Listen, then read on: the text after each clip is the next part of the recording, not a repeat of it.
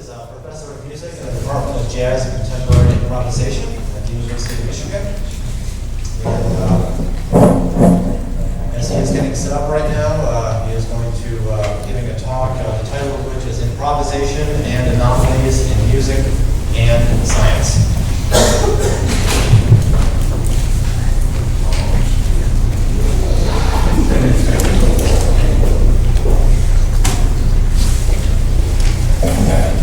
I thought I would play for a few seconds because as soon as I walked into this hall, I realized that the flugelhorn is going to sound incredible here. So I could not resist.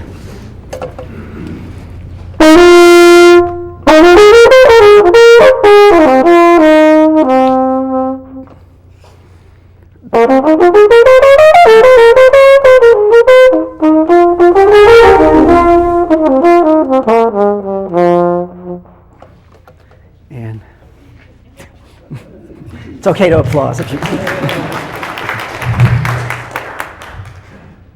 Plus, I didn't have anything as juicy as ayahuasca or lucid dreaming orgasms. So I thought. Here's your okay. Forward, backward. Okay, great. Laser pointer.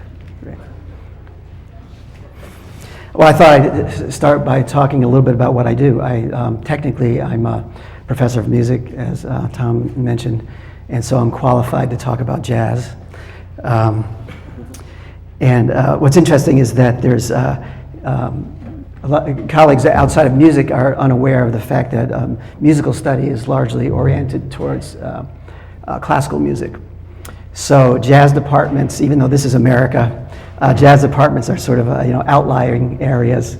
And so if you go to jazz education conventions, and I know this is going to kind of ring true in a sense if you transpose it to your area, we have often thousands of people dealing with this kind of thing all over the world, commiserating about life at the edge as a jazz musician, teaching music in a largely classical field.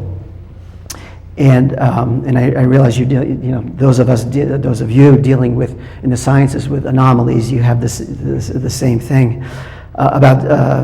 In the last 10 years or so, a very discernible movement in higher education to bring meditation practices into the classroom has been seen, and I've been somewhat involved in this kind of thing too. So when I go to jazz conventions, I say, hey, listen, I get to commiserate on three fronts now, not just one, and it's been a very interesting kind of experience.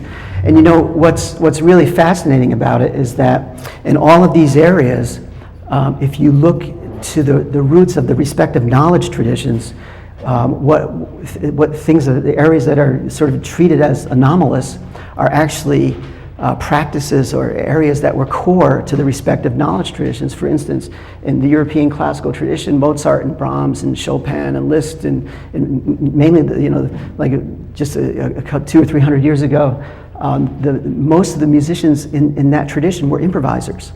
And now in musical study, improvisation is anomalous. In a sense, it's not, that word is not used.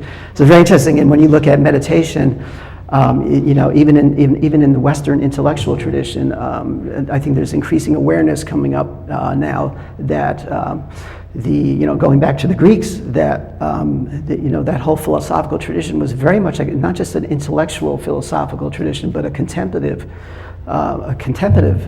tradition. And Pierre Hadot happens to be a philosopher who's been writing about this quite a bit that you might know of. And then this whole idea of anomalies, which it's very we sort of create these categories around things that seem to be on the fringes, but the fringes are in relationship to kind of a perspective in itself.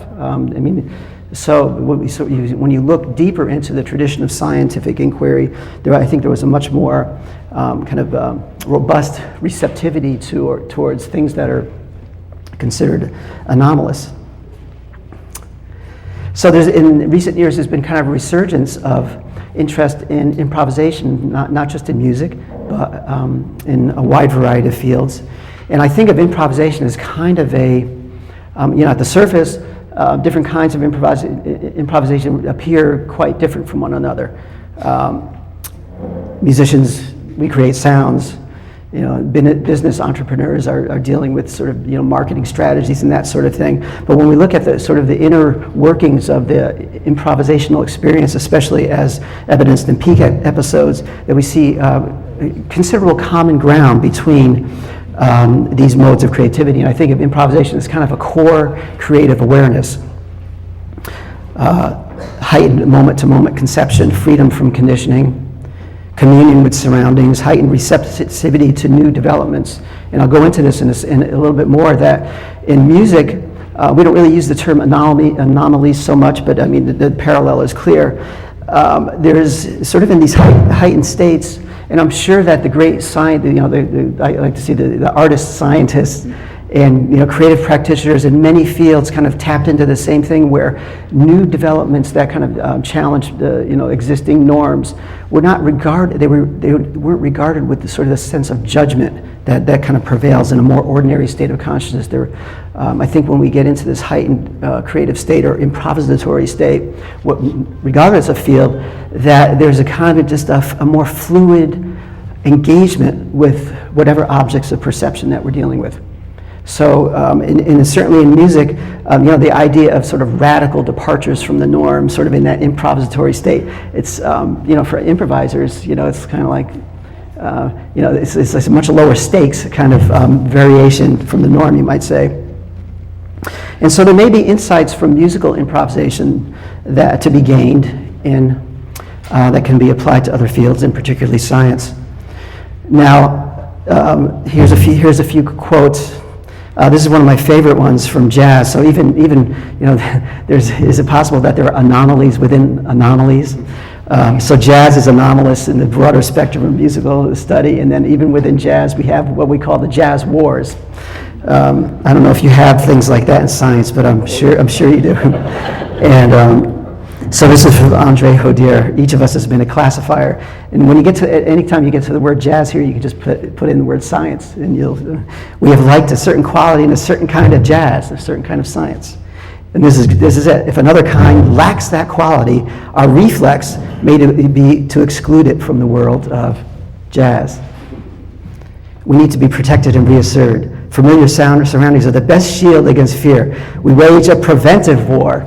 You all know what that is, destroying the enemy before he can destroy us. Anything that can't be immediately assimilated to an already familiar and admired model is destroyed before it can affect our sensibility in any way. And I was actually frantically looking for now sort of parallels in science, and I couldn't find anything. I know you have them, where you have this militaristic sort of reaction to anomalous sort of things, but I just picked up Dean Radin's 2 books ago, I guess now, and found a few things.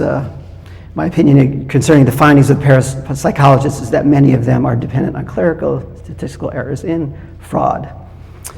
And well, this is kind of a juicy one too. If such results are correct, we might as well turn the National Institute of Standards Technology into a casino and our physics classes into seances. So, I don't know if we have derision for sure in music, but I guess not quite like that. So let's go into a little bit what you might call the inner mechanics of the improvisation anomalies relationship. I have this thing called the artist paradox, which can really be applied to just about any field where you have the necessity to develop the craft in your field. You have to, what in music we call our chops. And to develop craft, you have to, and I think music and sports are actually particularly vivid in this way. You have to practice every day and many hours a day over years, and you kind of internalize certain, kind of your skill set. At the same time, there's a price tag that comes with that. And what is that? That is, there's inherent tendencies towards conditioned patterns that inhibit creativity, inhibit spontaneity, inhibit the ability to be able to engage in a given moment, sort of just on the terms of that moment, without all these attachments to past behaviors and future sort of expectations. So how is the paradox resolved? In an expanded state of consciousness, which enables simultaneous, we have to have access to our skills.